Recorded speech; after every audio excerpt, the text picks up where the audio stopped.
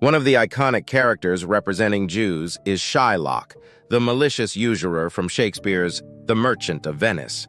Shylock's mercilessness in lending money on the collateral of a pound of flesh symbolically shows how extensively Jews were involved in usury at the time and how much hatred they received because of it. It is fair to say that even today, Jews hold a tight grip on the world's financial sectors. The chair of the Federal Reserve System, often called the economic president of the world, and almost all U.S. secretaries of the Treasury have been Jewish. The Rothschilds and Goldman Sachs are Jewish, and George Soros, called the alchemist of the 20th century finance, is also Jewish. Thus, from ancient times to the present, wherever there was money, there were Jews. Considering the severe persecutions they faced throughout Europe, this consistency is quite astonishing. How was this possible? The answer is already given: persecution. Jews were persecuted into finance because they were often restricted to this profession. One might wonder how this constitutes persecution rather than privilege. If today, only certain people were allowed to run banks, it would cause an uproar. However, in the Middle Ages, when discrimination and oppression against Jews intensified, everything was different. Back then, usury, charging exorbitantly high interest rates, was considered a cursed profession, something only the cursed could do. One might argue that finance is different from usury, but in the past, there was no distinction between the two. The English word for usury comes from the Latin usura, meaning to receive more than what was given. So anything that wasn't free, anything with interest, was considered a usury. In Europe, lending money with interest has long been considered a vile act, something humans should not commit. Aristotle, the ancient Greek philosopher who influenced European thought since the 4th century BC, explained this by comparing cows and money. He argued that while a cow can produce milk, hence it's fair to receive something in return for lending it. Money doesn't produce anything by itself, so it's unjust to receive interest for lending it. Christianity adopted Aristotle's philosophy, viewing usury as blasphemous because only God should create, and money lending creates money from money. During the 11th and 12th centuries, when this view was most prevalent, usurers could not participate in the Eucharist, symbolizing union with Jesus through wine and bread. More dreadfully, they couldn't be buried in church cemeteries, implying they couldn't go to heaven. In a society revolving around the church, this was a devastating punishment. Hence, many usurers sought redemption by returning the interest they had collected to their debtors before death. So how could Jews engage in usury because they were not Christians but Jews? Despite the church's strict stance, money lending was a necessary profession for real-life needs, not just for ordinary people but also for kings and nobles who needed quick money for wars and extravagant lifestyles. Even the church sometimes needed to borrow money for building expansions. As commerce grew, so did the need for money lending. Someone had to take up the job. Jews have been despised throughout Europe as the killers of the Messiah. In the Christian view, they were destined for hell anyway, so allowing them to practice usury wasn't seen as sinful. For Jews, there was no alternative. They were often prohibited from owning land, making it impossible for them to engage in agriculture, the most important industry in medieval feudal society. They were also excluded from guilds, preventing them from becoming craftsmen, and public office was out of the question. Thus, Jews had to undertake the despised profession of money lending to survive, a job Christian commoners avoided. Initially, Jews were more involved in commerce than usury. After the fall of Rome in the 5th century, which led to the collapse of trade networks, the Jewish communities spread along the Mediterranean in Spain, France, and Italy were the only ones left. Jews could fund their money lending through trade thanks to their communities. Even before the fall of Jerusalem to Rome, Jews had mandated primary education. Jewish communities along the Mediterranean followed this tradition, educating their children early in synagogues.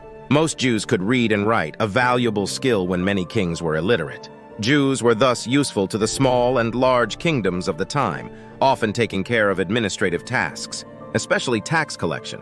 However, such roles invariably led to resentment, becoming a significant reason for the long-standing hatred against Jews in Europe. As society stabilized and more people became literate, public administration jobs increasingly went to Christians. Jews were also pushed out of profitable commerce, leading them to concentrate more on money lending.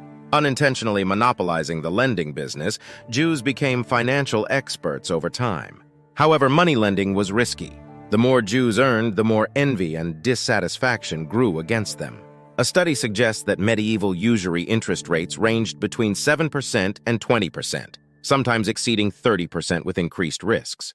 Amid these tensions, the formation of the Crusades at the end of the 10th century marked the beginning of collective oppression and massacres against Jews across Europe. The First Crusade in 1096 sparked a movement to kill Jews to save their souls, advocating for the purification of Europe from the anti-Christian force, the Jews, before fighting Islam. This brutal massacre had a hidden truth beyond religious reasons. At that time, the law stated that debt relations ended if either the debtor or creditor died. Many people, including nobles and lords, were indebted to Jews. The influence of apocalyptic beliefs that led to decadent lifestyles also played a role.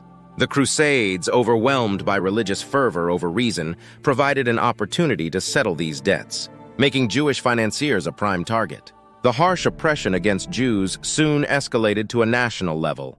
Kings and nobles, too, owed much to Jews, and the easiest solution was their death or expulsion. England first required Jews to wear yellow badges, later imitated by Nazi Germany's Star of David to isolate Jews. By the end of the 13th century, England expelled many Jews, especially those in finance. France and Germany followed in the 14th century, and Spain expelled all Jews in the 15th century. The Black Death in the 14th century, which hit Europe hard, also played a role in persecuting Jews. Due to their strict hygiene, Jews had fewer plague deaths compared to Europeans, leading to rumors that Jews were spreading the disease by poisoning wells. Some even believed the plague was divine punishment for Jewish usury. The extent of Jewish deaths prompted the Pope to issue a special protection order for Jews.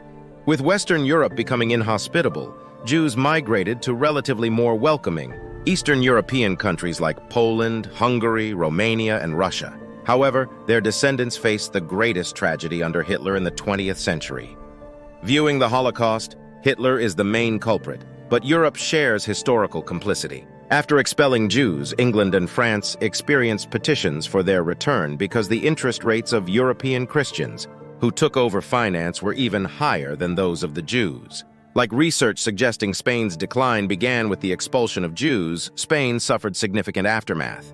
Despite all hardships related to money lending, Jews could never abandon money.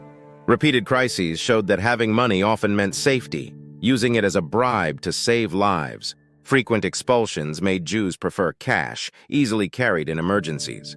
As property confiscations and expulsions became common, Jews increasingly entered the internationally viable jewelry business, focusing on diamonds seen as eternal gems. Jews once dominated the diamond market with companies like De Beers, and even today, they handle half of the global diamond trade. Most members of the Diamond Dealers Club, which practically sets diamond prices, are Jews. Anti-Semitism is one of the oldest hatreds. The belief that money is life is as old and fundamental to Jews as their religion, leading to the stereotype of Jews as malevolent moneylenders like Shylock. However, Jews were forced into moneylending due to exclusion from medieval feudal society, regardless of their desires. Their involvement in moneylending, willingly or not, led to the development of modern capitalism. As the lending business evolved into banking, making it hard to imagine capitalism without banks today.